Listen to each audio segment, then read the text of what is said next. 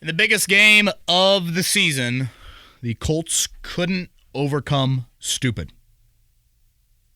I feel like a 4-year-old kid using the word stupid. I'll say that a lot on this podcast. Good Monday morning to you. I'm Kevin Bowen, Eddie Garrison on the ones and twos, Colts Corner with Kevin Bowen. I don't use the word lightly, Eddie. I think the word is childish. I think it's a stupid word. I think it shows just immature decision-making, and I can't think of a better word to describe what I witnessed early third quarter by your captain, by your best skill player, and then early fourth quarter to the decision by Shane Steichen to put the season into the brains and right arm of a rookie in A.D. Mitchell. We'll get to it all, and we'll break it down for you here on what is just a really crippling loss. There's a path to the playoffs, so I'll explain later. No one wants to hear that now. We'll get to that here in a bit. But, Eddie, damn, dude, that's how the biggest game of the season unfolded. After a start you dream of. Yep. 10-0, ball control scoring drives, Bo Nix is seeing ghost, 2-score lead on the road, a little bit of a crowd silencer, everything you dream of, and then it all turns there on the Jonathan Taylor play. Just big picture stuff. We'll get to Taylor, we'll get to Mitchell, we'll even get to Richardson, but just overall thoughts, Eddie. I'm not sure what Phillip Rivers did when he left the building, but ever since he left the building, it seems like you've got the Vegas loss in 2021, and then you've got the Jacksonville loss right after that where you win a game, you're in. And it just seems like as of late, anytime the Colts need a win in these type of scenarios, they find ways to lose. You know, I was thinking, I don't know if you and I discussed this last week or not, but the Arizona game, Christmas, the week before the Vegas game, is the last game I go to, particularly away from home, but I think it's fair to say wherever, Eddie, that when's the last time they've won a meaningful November, December, January game over a quality opponent? And that's kind of largely why I went with Denver. I think I told you on Wednesday, I'm like, I just don't think Denver will wilt. And obviously you gave them just an opportunity to stay in the game. And boy, I half jokingly meant it. I mean, that Chargers loss on Sunday was really big. If you had won that, your playoff odds would be north of 70% as we sit here with 3 weeks to go. And instead it's at 15%. A stat that I was blown away by, the Colts picked off Bo Nix 3 times. Eddie, since the turn of the century, the Colts have picked off the opposing team 3 or more times in 28 games. I saw this on 1075thefan.com. They had won 27 of those 28. And not only do you lose by 18. Yep. And old Jameis Winston was your lone win. Mm-hmm. Famous Jameis in that 4-touchdown, 4-interception game back in whatever that was, 2018, 2020, something like that. So it just, I'm at a loss. It's just, everything was sitting right there. Again, you get off to the great start, these third down conversions, and you're eating up the clock, and then you're 1 foot away from 20-7, and the next thing you know, it's 24 unanswered for you, and now you're hoping and praying here over the last 3 or 4 games. So unless you got anything else big picture, Eddie, let's get into the plays. I will throw in one sneaky play, though, and I don't know how sneaky it is, but in a game where you have the Jonathan Taylor play and you have the A.D. Mitchell play, I think it gets lost in the shuffle a little bit. I thought the Marvin Mims punt return was huge. Early fourth quarter, you're still leading 13-10. Again, Denver's offense had done nothing. Credit to Gus Bradley and their defense.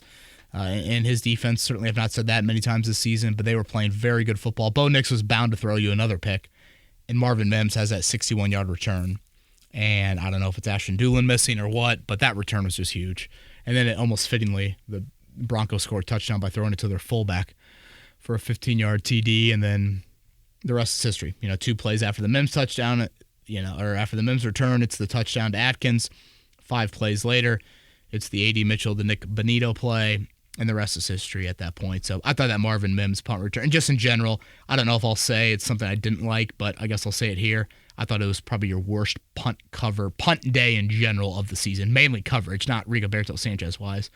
I thought too many penalties and too many big returns. I'm fascinated to see how you take what I'm about to say here. You rattled off 3 plays, the A.D. Mitchell play, the Jonathan Taylor fumble at the goal line, and that punt return. I don't think any of those are bigger than the play I'm about to talk about. and that's the Michael Pittman Jr. fumble. I thought the Pittman Jr. fumble was more critical than those other three you just mentioned because it makes it a one-score game by putting Denver in field goal range immediately. Yeah, it was 13-7 at that point, right? 13-7. He fumbles. They're in field goal range. They end up kicking a field goal because they didn't do anything. I think they moved the ball 5 yards on that drive or whatever. And at that point, you don't know when the Colts defense is going to break because, in my opinion, throughout the course of the season, there have been moments where they've played well for 3 quarters or a first half, and then the second half is a totally opposite, totally different situation, totally different story.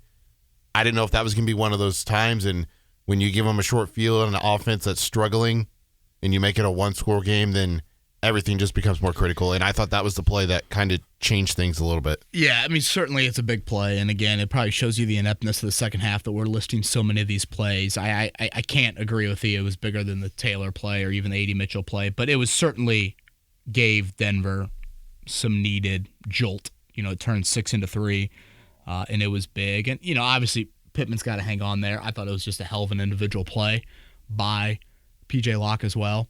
And I think that's probably what goes into I don't maybe hold it in as high regard as some of the others, Eddie. I thought the other plays were just stupidity. I thought that play was just a very, very good football play. And, you can live with a little bit of that. Mm-hmm. That happens. And I just thought the decision-making on the other stuff is what just I'm at a loss of words. I will probably stumble and fumble my way through this podcast more than any other Monday because I can't believe that's how it turned. Yes, my voice is struggling a bit on this Monday, but also I just cannot believe that is how the game was lost. I probably overstated it there a little bit. I think the Mitchell play was bigger than that one, but I don't think it was bigger than Jonathan Taylor play. But let's start there with what you did not like. Foot away from 20-7. You've been waiting for that run for what, a month? Yeah. You've kind of been waiting for the big home run. This team, I think, has lacked kind of the big run. I know Richardson obviously had the big run to start the game, but you've been waiting for that for a month and, blocked well, and he's off to the races. And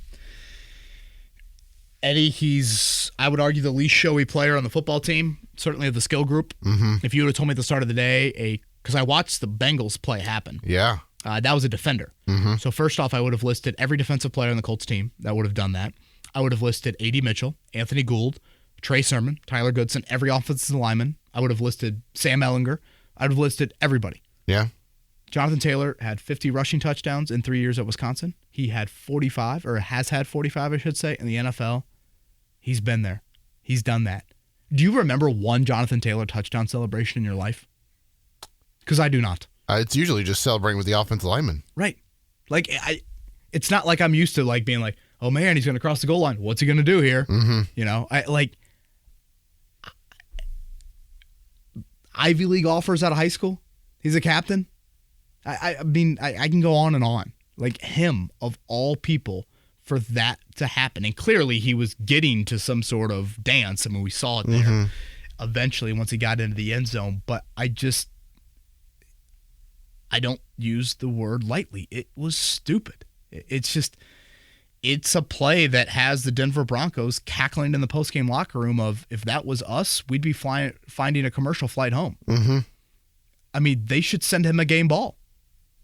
They should ask him at their home playoff game, or if they get a home playoff game, they should have him do an honorary coin toss. That type of play. I don't know if I've ever seen a play with 12 minutes to go in the third quarter. Whatever it was, as I'm looking at my box over here. Yeah, 12:43 to go in the third quarter. Single-handedly change a play, like I felt like that one did. I would have benched him for the next drive. I know some people pushed back on that when I brought that up earlier today, but this is where we get into we probably get no questions, Eddie, that more of them have the word accountability in them than that. And I've always said to you, there's blurred lines of accountability to the Colts organization. Yeah. That is a benchable for a drive moment in the game. Mm-hmm. Undoubtedly. Mm-hmm. You can't have that. Again, Sean Payton was just dumbfounded after the game. P.J. Locke, one of their defenders, I've seen that on social media, but I've never been a part of it. And when you see it on social media, it's not the star running back. It's not the guy that's been in the end zone a million times in his life. It's most of the time a player in college. Right. College, high school, hell, a player that celebrates a ton, a defensive player like in the Cincinnati game. So I just, I'm at such a loss to try and explain that's what happened there. 20-7. The Colts win the game, period. You know me. I believe in game flow more than anything. And I just don't think the game unfolds at all, even though it took a while for it to kind of, get into Denver's firm grasp. To your point, the Pittman play was a play that kind of added to that, but incredible. I can't explain it. It looked like there was maybe a little bit of a change of hands. Clearly, he wanted to get rid of the ball early. I don't know, man. He was at just the same amount of loss as words as you are. Yeah, post game he didn't really have a great explanation for it at all. So yeah, it just inexcusable, and it's honestly a disservice to the word inexcusable to even mention that. So I will start there for the first thing that I did not like. Okay, we already talked about one play. The other play is you've got the good old 3-throw play potentially. That's what Sean Payton thought, where Richardson throws it lateral to backwards pass to A.D. Mitchell, and then A.D. Mitchell takes 10 years to get rid of the ball and doesn't check before he throws it across the field, and Nick Benito steps right in front, says thank you, and goes the other way for 6. The Taylor play was such an egregious lapse of thinking. Lackadaisical, careless, however you want to describe it. Yeah. The fact that Shane Steichen thought about this play all week and Alec Pierce's injury had no impact on the play. The second time I think they've attempted that this season. And I went back and watched the Jacksonville play. You go back and you watch the Jacksonville play, and Mitchell just flings it across the field. I mean, it's just like, hey, I'm a rookie. I haven't made a play in the NFL yet. Of course I'm going to throw it across the field. What do you think he's going to do in the biggest game of the season? He's going to fling it. And yeah, if you watch, Benito's not sitting there, but like Benito is in the picture. He is in the picture. There is an orange shirt in the picture. And at that moment, just eat it. Live to see another down. Or don't put the least trustworthy skill player, arguably player, period, on your roster into a position where he's playing a different spot. Yeah. Like, the stupidity to think that play was A, necessary, and B, going to work because it worked on a Wednesday practice at Eagle Creek is to me ludicrous. Earthlings to Shane Steichen, yes, your scout team doesn't have Nick Benito on it.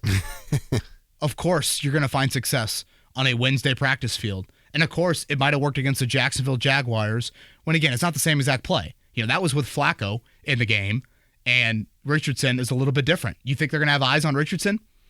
Of course they are. They're always going to have eyes on him. So I just... It might have been stupider because there was actually thought that went into this. The Taylor one was no thought. It was just kind of dumb instinct. Dumb, again, lack of whatever, carelessness. I disagreed with Adam Archuleta strongly, Eddie. Focus. Focus. Adam Archuleta said they had to do something unconventional at this point of the game. No, they didn't. It was 17-13. Their defense was playing lights out. Bo Nix was going to throw you one more pick. It was just a matter of when. You had passed midfield in an outdoor stadium. I thought Matt Gay, do you see how Matt Gay's 49-yard field goal would have been good from 59 at least? Yeah. So, you were nearing a spot where you were going to make it a 1-point game. And now it's game on. And now Bo Nix is really feeling the weight of the shoulders. And, I just box score watched the Bills-Lions game, of course, Eddie, because it was going on at the same time. But yeah, I saw the Dan Campbell onside kick. That, to me, is a bit justifiable, and hear me out on this. Lions are down 10, right? Somewhat early fourth quarter. They haven't stopped Josh Allen all day. Their defense is reeling. Injuries galore. 3 more on the Lions' defense. Yesterday. So, to me, you're thinking personnel, question marks abound. You're also thinking about the fact that you can't stop Josh Allen. You have to steal possession. You think you're going to stop Josh Allen 2 more times the rest of the game? No. And get the ball back? Hell no. That's not where the Colts were. And this is where Shane Steichen wears too much of the offensive coordinator hat and not the head coach hat. Who's in Shane Steichen's ear when he makes that decision? Shane Steichen. He talks to himself. And if you have somebody in your, play it out. If you're Mike Tomlin, Arthur Smith says to Mike Tomlin before the start of the drive. You think Jim Hey, Bob man. Cooter has to say? I know he's the offensive coordinator. Do you think there's a, hey, yeah, let's do this? I mean, maybe, but again, it can get too yes-many. And at the end of the day, it's Shane Steichen's call. Right. He's the head coach. So, sure, you might listen and you might feel like your ears are open to other people, but you're the guy at the end of the day. Mm-hmm. Again, play this out in Pittsburgh. Arthur Smith says to Mike Tomlin before the start of a drive, hey, just FYI, if we get past midfield here, I really feel like this is our chance with A.D. Mitchell. Mike Tomlin might say, hey, I know you're calling offensive plays. We've picked off Bo Nix 3 times today. Our defense is playing great. Let's not go there. If we have a successful drive at that point, let's continue it. I was waiting for a Richardson design run at that point. We hadn't seen a Richardson design run in a while there. Yeah. And maybe that's where Benito honestly was. He's thinking, hey, I'm staying here because this could be a design because we haven't seen that in a while. And boom, he obviously makes a great individual play. But the game was right there for you. 17-13.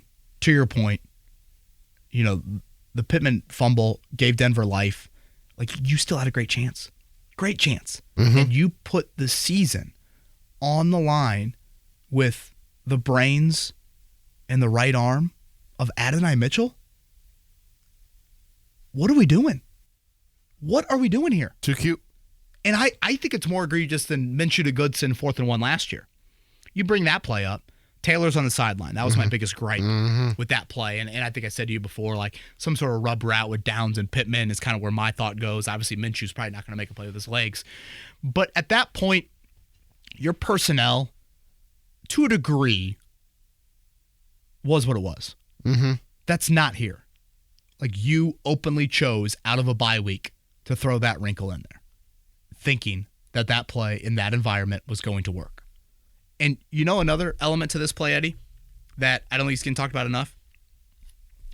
Technically, it goes down as a lateral. Yes. It's not a pick six. It's Correct. a lateral. Correct. So if Mitchell throws that ball and Richardson drops it or is unable to come up with it, it's a loose ball. Yeah. It's there for anybody to recover it. Yeah. It's not sometimes you see like those little what's the play? When they run the option shovel pass. Those shovel passes falls an incomplete pass. Yeah. Some of the little pop pass. Burrow did one to Jamar Chase. Yeah. On Sunday. Again, that falls as an incomplete pass. That would have been a fumble. So you're asking for Anthony Richardson, a 50% passer, to complete a ball to A.D. Mitchell. Yeah. What's that success rate been this year? Hasn't been 50%. I can tell you that. Okay, so let's call it whatever, 30. Then you're asking A.D. Mitchell to throw the ball back across the field to Anthony Richardson. What's that success rate? Should we call it 30? Yeah. Well, I'm no genius, but, don't you do odds of like 3 out of 10 times 3 out of 10 or something along those lines? I have no idea. Is 3 out of 20? Is that right? I have no idea here. What are you trying to do over there? I'm trying to do odds and math, and I'm not doing it very well, and my voice is struggling, so I'm very frustrated, and I can't believe that we're talking about this for the Colts' biggest game of the season. What I'm saying is your odds are not very high. No. And the risk was way too high on a 2nd and 7, down 4, past midfield, when your defense was playing arguably its best game of the season, and Bo Nix was going to throw you another one. And that's what you did. Stupid. That's the word I use. Stupid. In the fourth quarter. Stupid. Absolutely stupid. Idiotic. I can't justify it at all. Typically you see those types of plays in the first half. I typically don't see them in the fourth quarter. And in a game of this magnitude either. I think there's a little bit of guys you trust. Mm-hmm. Guys that would eat it. Again, this is where there's an element of I don't fault A.D. Mitchell. I had a teacher, John Davis, in shop class when I was in junior high. We'd have all of us idiots we'd burn our hands on the Bunsen burner. We'd do all these, just stupid stuff. And he would always say to us, well, what did you think was going to happen? Yeah. That's what I feel like with throwing A.D. Mitchell out there. Yeah. What did you think was going to happen? Michael Pittman Jr., he might eat it in that situation. He might. I'm trying to think of who else. I mean, Josh Downs, maybe Ashton Doolin, pretty trustworthy player, right? Mm-hmm. He might eat it. A.D. Mitchell hasn't made one play all year. He's going to try to make a play. Of course he is. Of course he's going to throw that ball back. I just, Eddie, I need to drink my water. 20 catches I'm at a loss. on 49 targets. That is the stat line for A.D. Mitchell through 14 games. So almost 40%. 49. Yeah. Getting lost in the shuffle of all of this because of those two plays was Anthony Richardson's. How do you do those odds, by the way? Play. Okay? So if I did 20 out of 49, were you good at math? Somewhat. So we times that by then, let's just call it, there's a 50% chance Mitchell throws it to Richardson and it gets completed. You do 20 out of 49 times 50%, right? Yeah, so you would do, here, I'll do it for you. I'll pull out my calculator and do this because I can't do it in my brain. 20 divided by 49 is 40.8%, and then multiply that by 0.5. So you're looking at 20.4%. Right? Yeah. Thank you for that. You're welcome. Wonderful by Eddie Garrison. That's why he's the producer of the year. 20.4% chance of that happening. And we're just saying that A.D. Mitchell throwing it across the field to Anthony Richardson is a 50% completion percent. Did I miss A.D. Mitchell as a Wildcat quarterback at Texas and Georgia? No. Did I miss some elite high school career as a quarterback? Is this Julian Edelman? No. All right. Can we move on? Yes. Getting lost in the shuffle because of those two plays was Anthony Richardson's performance. It seemed like he had this knack for, at least in the last couple of weeks, and certainly since the benching Kev, and then you can go back to his rookie year last year against the Rams where he wills the Colts back into overtime, but they forgot Puka Nacua existed on that lone drive for the Rams that won them the game at Lucas Oil Stadium. Richardson yesterday was not good in a game where they needed him to be great. 17 of 38, 172 yards, 0 passing touchdowns, 2 interceptions, a QBR of 34.6, and a rating of 36.3. Eddie, it was the most at stake game of his career, and he was bad. He was bad. I'll throw in the caveats because I think it's important to mention context, but I want to make sure that if anyone takes away anything from my thoughts on Anthony Richardson in this game, they come back to he was bad. Did I think the offensive line could have played better? Certainly. Did I think his pass catchers could have helped him out a little bit more, particularly early in the game? Without a doubt. But Anthony Richardson was pretty bad. And right now, Eddie, what I've seen too often this season is a triple whammy with Richardson. Okay? Triple whammy is this. Does he create big plays? Yesterday, no. Does he not turn the ball over? Yesterday, he did. And is he somewhat efficient? Yesterday, he was not. You can't have all three of them. And yesterday, he had all three of them. He had the turnovers, he didn't have the big plays, and he was inefficient. And like that, to me, is the three-pronged issue. You know, last year, you could live with some of the inefficiency because he created a lot of big plays through the air. Yeah. Or he didn't really have the turnovers. That was probably his best area last year. He really didn't turn it over. This year, he continues to turn it over at a very high rate. Eddie, the biggest passing plays of the game yesterday. 23 to Anthony Gould when the game was all but over. Mm-hmm. The 3rd and 10 to Josh Downs early on. Yep. And those are your only plays over 20 yards. Kylan Granson, was that the screen that went for 18? Yes. Yes, it was. Yes, it was. Richardson is that's supposed to be a strength.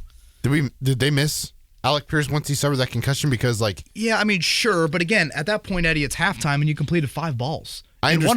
One of them was to himself. I understand. But when you look at it from this aspect, if you're Vance Joseph over there on the sideline, okay, I know this guy is their primary guy that they target down the field. Yeah, you can probably suffocate a little bit more. Yeah, you press a little bit more and you force those guys to win more off the line of scrimmage. But again, you know, at halftime, he was still 5 of 17. I agree. So I guess this is where I'm at with Richardson right now is you just can't have the three-pronged issues. You can't have all three of them. And right now he's having all three of them.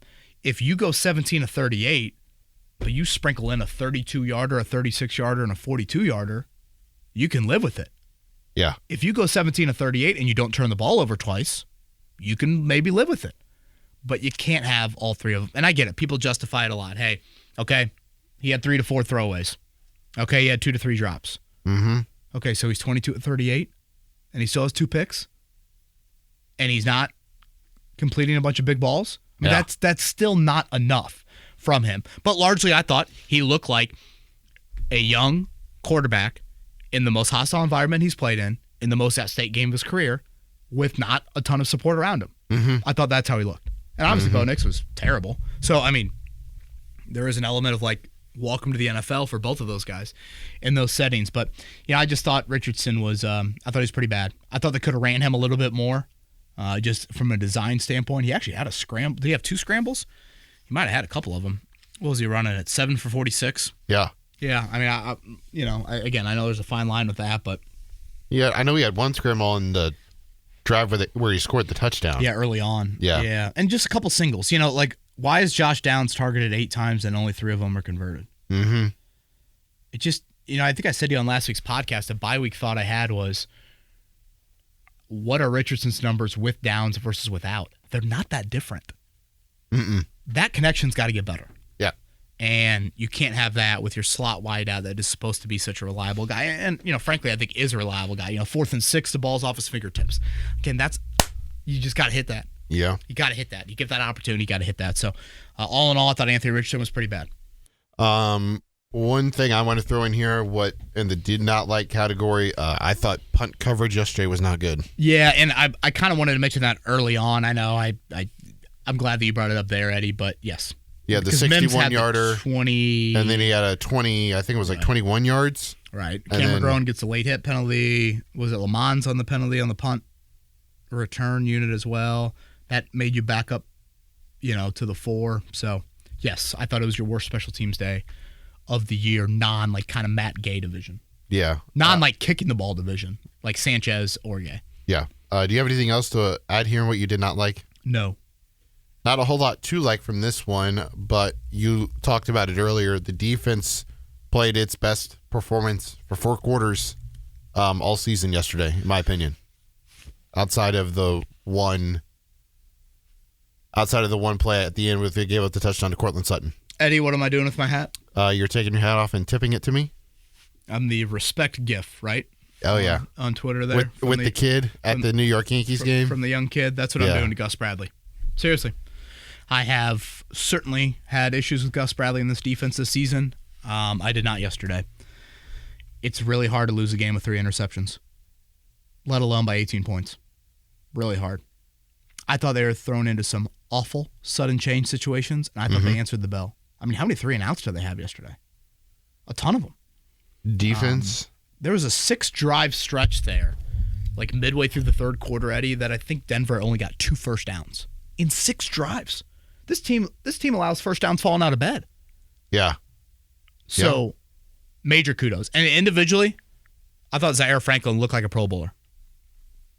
And I don't think I've said that very often this season, but I didn't think his stat line did it enough justice. I thought the interception... 9 tackles, 2 tackles for loss, a pass deflection, and an interception. I'm glad that CBS went back and detailed that interception a little bit more because I did think he deserved some credit in kind of peeling off that tight end seam route and coming out underneath. I thought that was a little bit of we saw this, I think, for both sides early on. I think you saw a couple shadow to sun drops early on in that game. Yes. And I thought that might have been a shadow to sun, not Bo Nix, not like seeing Zaire, but I think he just expected him to run with that tight end there. So I just thought your defense played very, very well, and they were in it. I mean, sure, Cortland Sutton had some moments against Jalen Jones, and obviously the double move on Womack there late, and you hate to see a fullback, catch a touchdown pass from 15 yards out, and Troutman, I guess, has a coverage bust on the Nick Cross, whatever that was, touchdown right over the middle there. But all in all, that unit was thrown into some pretty ugly situations, and more often than not, it delivered. So that was Sutton's second lowest yardage of the season in a game. Really? Mm-hmm. Gosh, how many did he have? 3 for 32. How long was the touchdown? The touchdown was only 20 yards. Gosh, it was 20 yards. It felt longer. Mm-hmm. I guess he did have the DPI. Mm-hmm. That was kind of a big play early on. But yeah, I mean, they really didn't do much in the air. 3 receptions on 9 targets. Yeah, Nick's 33 attempts and 130 yards. He did make a couple plays with his legs. Estime might have been their most effective back. They really can't run it. No. They cannot. I don't know if that McLaughlin injury was a big one, but damn, dude, I know we got to get to Twitter questions, but man, the Colts blew that. Just blew it against a team that I'm just not overly impressed by. I get there's some of its parts defensively, but gosh. Only 3 points off of those 3 turnovers because Jonathan Taylor fumbled at the goal line. Unbelievable. It would have been 10. I mean, we literally did a poll on our show this morning. What was the dumber play? I mean, think about that. I think the dumber play is still A.D. Mitchell. I agree because you thought about it. Because the game's not over you either. Slept on it. Game's not over either, and it's not like the Taylor fumble resulted in points.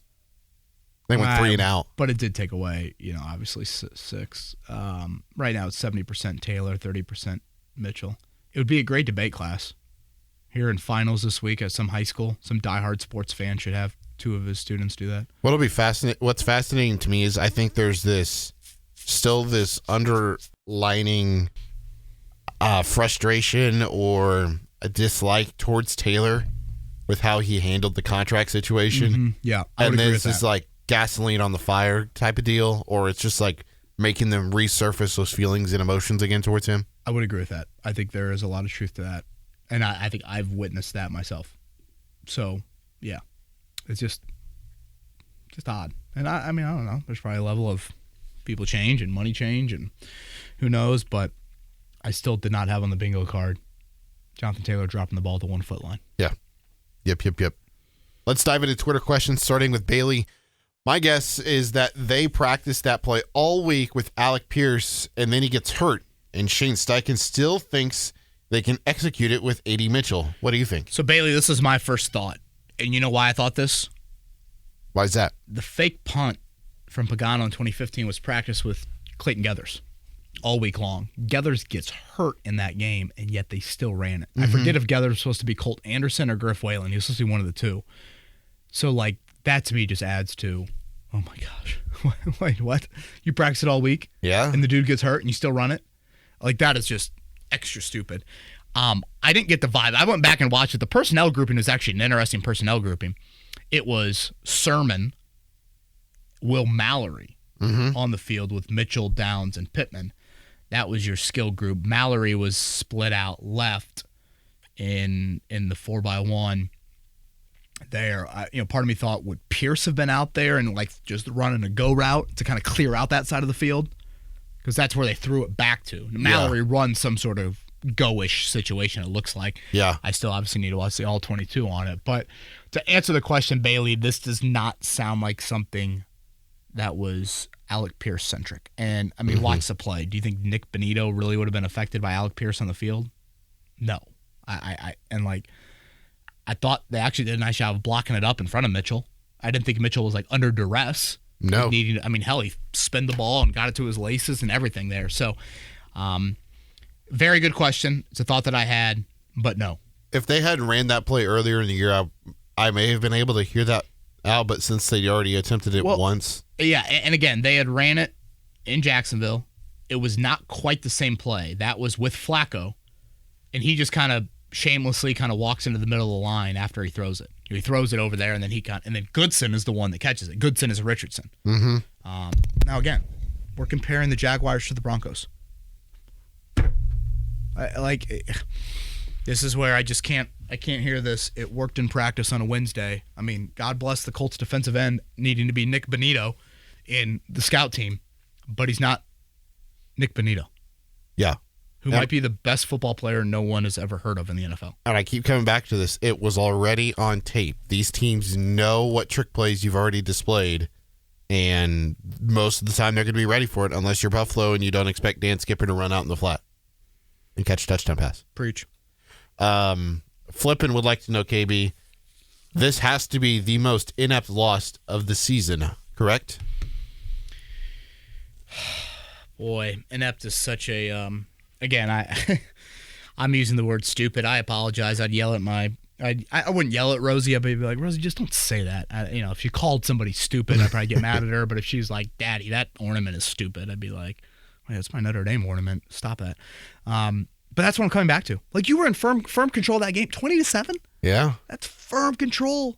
And you know what? Like, this is another little thing, and this just shows you how Steichen's wired. Little thing.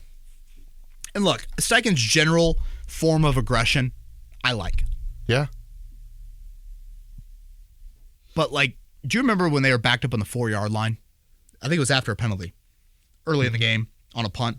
I think their first snap of a drive came at their own 4-yard line. Richardson does, like, a subtle play-action fake. And I knew it. I said to no one, because I was watching the game with nobody. But I said to myself, not to Maddie? She wasn't there? No, she took the kids over to her mom's house. Oh, probably smart. Yeah, very. Shout out to Maddie. Just a great wife and mother, and I really hope she scratches my back if Notre Dame loses on Saturday night or on Friday night. 1st and 10 from the 4-yard line. You just want her to scratch your back? I just want her to be supportive of me. Okay. I don't think she will be, and I want her to be supportive of me. Is that because she's rooting for IU? Correct. Okay, and so is Max Bowen. Yes, so I know. I'm glad Max has his team in order. Brainwash my children. He needs to sleep in the villas for a week. If he should be in the villas for a full week this week right now. Like a subtle play-action fake from the end zone. Do you remember that first down play? Richardson, like, escaped a sack in the end zone. Yeah. And, like, rolled out to his left. I mean, I knew they were going to throw there. I was like, they are 1,000% going to throw on first down. I'm just like, how are they going to throw? 3-yard drop, maybe, whatever. Three-step drop, back shoulder to Pittman, or, something along those lines of, downs on a quick out, something to kind of get you out of the shadow. They run, like, a little play action. And, like, that's risky. Yeah. With 2 rookie offensive linemen in the shadow of your own goal line. Yeah. And, like, you survived it, but you are one, like, grasp of the ankle or, Matt Gonzalez holding in the end zone away from 2 points. And it's just like, you almost just want to be like, dude, chill. Yeah. It's like, second day of the bachelor party, we're all out till 3 a.m., and you've got the one friend that at 8:45 in the morning has brought out the vodka and he's pouring shots. And you just want to be like, dude, I'll get there, but can I watch SportsCenter 2 times in a row? Can I just chill for a sec? Like, that's what you want to do with Steichen. Are you speaking from personal experience there, KB? Not the one that's pulling out the half gallon, but I've been a part of such environments in the day. It's just like, dude, calm down. We'll get there. We'll be there. Let's go. Waffle House is open. Let's get some grub. Waffle House. Let's get some grub. Let's regroup. Let's get a couple coffees, and we'll come back here and whatever. We'll play beer die or something. So, yeah, inept. Inept means stupid, right? It's the stupidest loss of the season. When we get to the end of the year, people say if Taylor doesn't fumble, the Colts make the playoffs. I can't go there because you lost to Malik Willis. You lost to Jacksonville. You squandered golden opportunities in some other moments. I mean, I'm ranting. Go to the next question. Nothing will top the rant from the end of last pod, though. Was that Wednesday or Tuesday? Last Tuesday about Notre Dame and IU. How was that received? Was that good? I had a couple Notre Dame fans reach out and say thank you. Well, no bleep. You're going to get Notre Dame fans up. And actually, I think the asker of the question reached out as well. Michael was his name, right? He was an Ole Miss fan. Yes. Let me see if I can find his response here.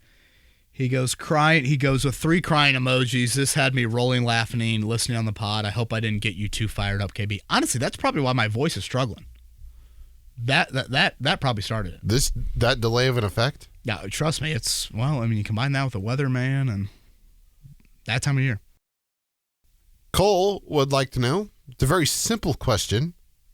How is Chris Ballard still employed? Yeah, Cole. Eddie, can you imagine how many times we've gotten this form of question over the last several years? Way too many. Firing of GMs in season, I do think it's a bit pointless to a degree, but for the most part, Cole, your question makes plenty of sense. And I'm sitting here scratching my head at the question for now a 3rd straight year or potentially a 3rd straight offseason. Like, if I'm Jim Irsay right now, Eddie, what am I asking myself? I'm saying, wow, look at these list of playoff teams currently. How many of them hired their GM after when I hired mine? Oh, 10 of them? 11 of them? 12 of them? Wow. That's a lot. Wow, we've got 22 returning guys and the same product is being put on the field. Yesterday clinched the division, right, for the Houston Texans? Yeah. With 3 weeks to go in the season. That is nearly a fifth of the season is left. And you are eliminated from the worst division in the AFC. Not because Houston is 12-3. Not because they're 11-4. because they are 9-5, and that is a banged-up Houston team that has shown that they have plenty of chinks in the armor.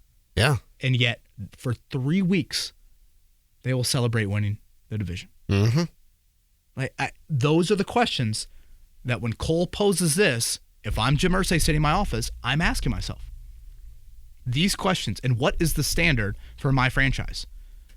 I don't. What is the standard? Exactly. That's the issue. And again, I cannot believe that the level of acceptance we have seen and heard from Jim Irsay in regards to his blue chip GM. Of this is where you're at with 3 weeks to go in the season. Yeah. You're eliminated from the division. Mm-hmm.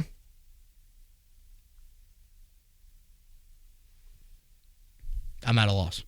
Before we move on to Daniel and Connor's question, just as a follow-up, you stand on the side of GM and head coach being tied together, right? I know, but I don't think I'm here. I think Why? It's fair to ask Shane Steichen questions. I think a first-time head coach, it's a little bit of a different leash. I have questions if Shane Steichen's going to learn. I think he's taken a step back in some areas this season that have me a little bit worried. I think it's important to have continuity with Anthony Richardson. I think this is obviously a beyond critical offseason for Richardson to retool, reshape, whatever he needs to do to become a more accurate quarterback. I don't think I'm there. But I think organizationally, change has to happen. Has to happen. It just, could it get worse? Could you be a 4 or 5 win team? Maybe. But you know what? You're striving for bigger. Eddie, how many teams? I've done the math before. How many teams have won a division since you last have? Oh, boy, I can't even remember. How many teams have won a playoff game since you last have? When will those sorts of things not be acknowledged? So it's a fair question. It's one that's worth bringing up. If you do make a change at GM, certainly. It is very fair. But, yeah. It's unbelievable, yeah. So I did this exercise last week because I had a feeling the Colts would lose, and I would need to probably prep for some of this stuff. 13-1. 23 teams have won a division since you last have. 21 have won a playoff game since you last have. That's nuts. That is wild. So that's where you're at. That's over 66% of the league, right? Look at us. So many odds and fractions and percentages. Big time. 3 questions left. Daniel and Connor ask a very similar one. After the Week 18 collapse in Jacksonville, you were asked if anyone would be held accountable. Ended up being Carson Wentz. This collapse was almost as bad, so let's ask the same question. Was this bad enough to force Jim Irsay into doing something? Great questions. Tremendous questions. Thank you, Daniel. Thank you, Connor. Eddie, does Irsay only tweet after wins? Irsay tweets? Not as much as he used to, but it seems like we get the great win, thanks crowd for the support, whatever, on to New England, just little things. I feel like we never get I actually think good on Jerry Jones for talking after every game. Right. Well, that's just because Jerry loves a microphone right, and but loves it's a camera. If you're going to talk good and bad. If you're Jim Irsay, probably another element too, and I guess this stems from my answer to the last question, Eddie, but what about the money in your pocket? Yeah. 10 straight years without a division title, correct? Yep. So January 4th, 2015, 3 weeks from now, Eddie, when that date comes, the Colts will have not played a home playoff game inside of their stadium in 10 years. The Texans have won the division 6 times in that span. Mm-hmm. The Titans have won it twice. The Jags, they've played a game with the damn pool in the stadium twice. Hell, 3 times, right? Because didn't they make the AFC title game? Yes. In that time frame. And what has your building held? Your building has held band competitions, Taylor Swift, Morgan Wallen, monster trucks, Saturday NBA All-Star Weekend, Yeah. a COVID NCAA tournament. What am I missing? Final Four. I think there was a Catholic convention there, Maybe. a Final Four. Your Decatur Central Hawks. That's right. Although Although that's every year, so I can't. But not with Decatur. I mean, if he just thought about it from a business standpoint, ownership-wise, Eddie, I mean, how much money are they making off a home playoff game? Oh, boy, yeah. You know, I mean, like, it just, that would be bothersome to me. So Dan Orlovsky just posted the all-22 Yeah. of that Nick Benito play. Uh-huh. There's only one receiver down the field. Is that Mallory? Yeah. Yeah. Why? So Sean Payton was dumbfounded thinking that he wasn't sure if Richardson was going to throw it again. He thought there might have been a triple pass. I'll tell you what. Nick Benito is one of 3 Broncos players within the right hash to the left sideline, to the Colts sideline. Because Mallory's running over, and then the safety's going to go with him, and you had 4 or 5 linemen and Richardson, and that would have been a huge play. Yeah. It brings risk. That's what it brings. Let's get back to the Twitter questions. Drew and Brett are left. Drew states, I know that winning covered a multitude of sins. Everyone was willing to look past the offensive struggles this season. Anthony Richardson has a completion percentage of 47% and more interceptions than touchdowns. Yeah, he's an athlete, but he hasn't improved as a passer. Today's loss looks on everyone wearing the horseshoe. Is this the true beginning of the end for Shane Steichen, Chris Ballard, and Anthony Richardson? Yeah, again, I'm not ready to go all the way there yet on all 3 parties, but let's focus on a phrase Drew used in there. He hasn't improved as a passer. Eddie, that's spot on. Yeah. He's gotten worse from a completion percentage standpoint. He's gotten worse from a turnover standpoint, and the big plays aren't as abundant as you need them to be. You can't have the triple whammy. I'll continue to say that. And it's been year 1 to year 2 regression. Now, what's happened in that time frame? 1, he's undergone right shoulder surgery. 2, the NFL has started to see him. And what has happened so far this year, Eddie? The Colts get through the first quarter. They usually script it up enough to have a lead. And then they get waxed in the second and third quarter. And then they need a miracle fourth quarter comeback. Yeah. That's largely what this season has been. Yeah. They usually play well in the first quarter, usually have a lead. Second and third quarter, they get outplayed pretty noticeably. And then the fourth quarter, they need some heroics. That's kind of what it's been like. So, does that fall on coaching? I mean, I think it's got to, right? Once you get through the scripted portion. And scheming up. And the ability to whatnot. adapt. Yeah. Within games. So this offseason for Anthony Richardson behind the scenes, and I would argue on the football field more than off of it, it's going to be monumental. They obviously threw up the graphic yesterday about, this is the most consecutive snaps he's played in his career, and that's great. And he certainly needs to stay healthy here, these final 3 games, to make sure he gets that opportunity at a healthy offseason. But his improvement as a passer, like you love, and I think maybe this is what is so frustrating to Colts fans, Eddie, is they watch him in the fourth quarter, and they're like, damn, that's in there. Yeah. Or even the starts of games. Your hopes are here, and then to end games he plays well, and it's like your lasting impression is here. It's like, wait, what? How do you find more consistency? And I've said this quite often. I said it about the Drake May game a few weeks ago, and I thought Bo Nix at times found it a little bit yesterday.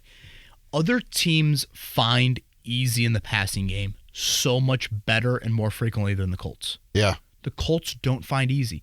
Eddie, go back to the third down conversions early in that game. 3rd and 10 to Downs. 3rd and 10 Taylor run. 3rd and 9 Taylor run. The Colts don't live in 3rd and mediums. 3rd and shorts. No. They don't. And it's just such a dangerous recipe to play with. Once again, I mean, I know you can't take it away, but like if you remove that 40-yard run from Jonathan Taylor, it's still another inefficient game. 21 for 67. It just seems like so much is up the gut and like 2 yards falling forward. And then when they do run it outside, nobody can hold the block long enough, and he gets tackled behind the line. Yeah. And then you're in 2nd and long, and then turns into 3rd and long. Final question is from Brett. 3 games left to play against 3 teams in the bottom 6 of the National Football League with next to 0 chance at the playoffs. That is not entirely accurate. Kevin Bowen will lay that out here momentarily. Is there even a reason to watch the rest of the season is what Brett would like to know. So, I have You're telling me there's a Play chance. it around with these chances. Okay. And I believe I have this right. I don't think it's going to sound as ludicrous as people think. Mathematicians are going to love today's podcast. Right? Okay, so the Colts end the year with 3 teams drafting the top 6, right? Or statisticians. Yes. Mason Rudolph, right? Is that what it sounds like? Maybe. Levis We don't get know. benched? We do not know. He was bad. Okay, we'll see about bad. Tim Boyle or Drew Lock then with the Giants and Mac Jones. I know why Will Levis was bad yesterday, by the way. Why is that? Ex-girlfriend Gia Duddy was in the house. Oh, look at that. Why was she there? She's dating a Bengal? I don't know if she was checking out Joe Burrow or not, but allegedly they are still friends, even though they are broken up. God, that's epic. I wish I covered the Titans. Okay, that's who you close with. The Chargers are against the Broncos on Thursday. Yes, they are. At the Patriots, at the Raiders.